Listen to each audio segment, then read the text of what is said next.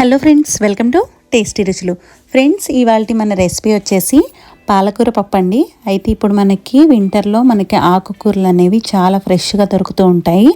అయితే నేను ఈ పాలకూర పప్పుని ఏంటంటే పాలకూరలో ఉన్నటువంటి పోషకాలు అనేవి ఏవి కూడా పోకుండా చాలా సింపుల్గా టేస్టీగా పాలకూరని ఏ విధంగా చేసుకోవాలో చూపిస్తానండి. ఇక్కడైతే నేను కుక్కర్లో ఒక హాఫ్ కప్పు కందిపప్పును తీసుకున్నాను అనమాట.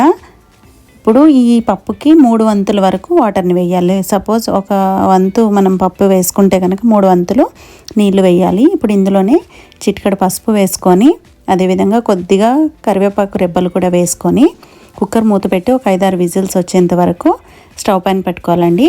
విజిల్స్ అనేది వచ్చి పప్పు ఉడికేలోపు మనం ఒక మిక్సర్ జార్ తీసుకొని ఇందులో ఒక 7-8 పచ్చిమిరపకాయలు, అదేవిధంగా ఒక 7-8 వెల్లుల్లి రెబ్బలు, ఒక టీ స్పూన్ జీలకర్రను వేసుకొని ఈ విధంగా గ్రైండ్ చేసుకుని అయితే పక్కన పెట్టేసుకోవాలి. ఇప్పుడు మనకి ఒక 5-6 విజిల్స్ అయిపోయిన తర్వాత మనం చల్లారిన తర్వాత కుక్కర్ మూత తీసి చూస్తే ఏంటంటే ఇలా పప్పు అనేది పర్ఫెక్ట్గా మెత్తగా ఉడికిపోయి ఉంటుందండి. ఈ పప్పును కూడా మరొక గిన్నెలోకి తీసుకుని పక్కన పెట్టేసుకోవాలి.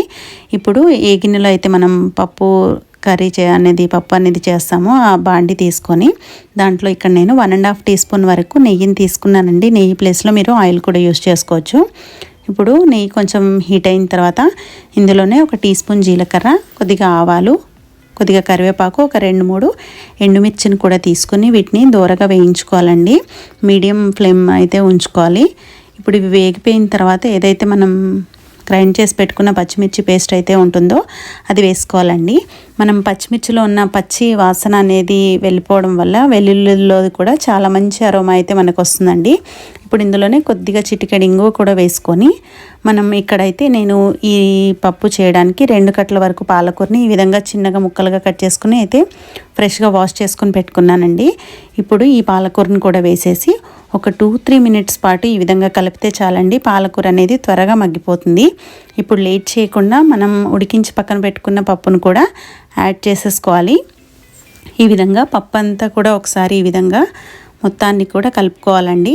మనకిప్పుడు పప్పు అయితే ఈ విధంగా కన్సిస్టెన్సీ అయితే వస్తుంది కదా. ఇప్పుడు దీంట్లో ఒక పెద్ద నిమ్మకాయ సైజ్ అంతా చింతపండు ఉంటుంది కదా, దాన్ని నానబెట్టుకుని పులుసు తీసుకొని ఈ విధంగా ఇందులో వేసేసుకోవాలండి. మీకు చింతపండు అనేది పడని వాళ్ళు ఏంటంటే లాస్ట్లో పప్పు అయిపోయిన తర్వాత మనం ఒక చెక్క నిమ్మరసం పిండుకున్నా చాలా బాగుంటుందండి. సో ఈ విధంగా అయితే వచ్చిన తర్వాత మనం పప్పు కన్సిస్టెన్సీ అనేది అంటే మనకి చిక్కదనానికి సరిపడా కొంచెం వాటర్ని అయితే యాడ్ చేసుకోండి. మీరు అది సరిపోతుంది అనుకుంటే చింతపులుసు పోసిన తర్వాత అదేవిధంగా ఉంచేసేయచ్చు. సో ఇక్కడైతే పప్పు అనేది ఇది జారుగా ఉంటేనే మనకి బాగుంటుందండి. ఇది రోటీలోకి కానీ రైస్లోకి కానీ చాలా బాగుంటుంది. ఈ విధంగా వాటర్ అనేది యాడ్ చేసిన తర్వాత మీకు సాల్ట్ సరిపోనట్లయితే కొంచెం సాల్ట్ని కూడా అడ్జస్ట్ చేసుకొని పప్పు అనేది ఈ విధమైన కన్సిస్టెన్సీ వచ్చేంత వరకు కూడా ఉడికించుకోవాలండి. ఈ విధంగా అయితే పప్పు ఉడకడానికి మనకి ఒక 5 నుంచి ఒక 7 నిమిషాలు అయితే పడుతుంది. సో చాలా త్వరగా అయిపోతుందండి పాలకూర పప్పు అనేది మనకి. అంతేకాకుండా పాలకూరలో అధికంగా ఫోలిక్ యాసిడ్ కానీ విటమిన్ A, D, K ఈ విటమిన్స్ కానీ పుష్కలంగా ఉంటాయండి. ఇప్పుడు మనకి చాలా విరివిగా లభిస్తాయి కాబట్టి ఈ విధంగా మనం ఆరోగ్యంగా పాలకూర ఇంట్లోనే చక్కగా చేసేసుకోవచ్చు. ఇది మనకి రోటీలోకి రైస్లోకి కూడా చాలా చాలా బాగుంటుంది. సో ఫ్రెండ్స్, నచ్చిందనే అనుకుంటున్నాను. మీకు కనుక నచ్చినట్లయితే తప్పకుండా ఒక లైక్ చేసి మీ ఫ్రెండ్స్కి, ఫ్యామిలీ మెంబర్స్కి షేర్ చేసి మన మరిన్ని టేస్టీ అండ్ క్విక్ రెసిపీస్ కోసం మన ఛానల్ని సబ్స్క్రైబ్ చేసుకోండి. Thank you for watching.